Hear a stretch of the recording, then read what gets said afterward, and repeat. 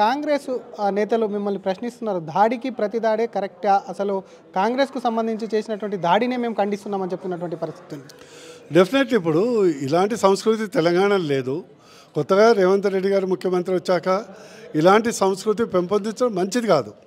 ఇక బీజేపీ అనేది అక్కడ ఇద్దరు సీనియర్ నాయకుల యొక్క తలలు పలగటం ఎప్పుడు ఇలాంటి విచిత్రం మనం చూడలేదు. ప్రతిస్పందన ఆటోమేటిక్గా ఇది ఎవరో వాళ్ళు ప్లాన్ ప్రకారం చేశారు. ఇక్కడ అనూహ్యంగా ఒక కోపంతో జరిగినటువంటి సంఘటన.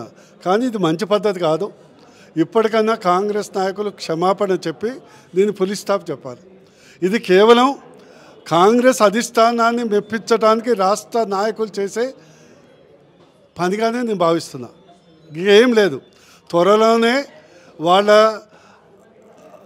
రాజకీయ జీవితానికి చెక్కుపడుతుందనే భయంతో వాళ్ళ కనుసంధానంలో ఉండాలి, అటెన్షన్ డ్రా చేయాలనే ఉద్దేశంతో చేసినటువంటిది.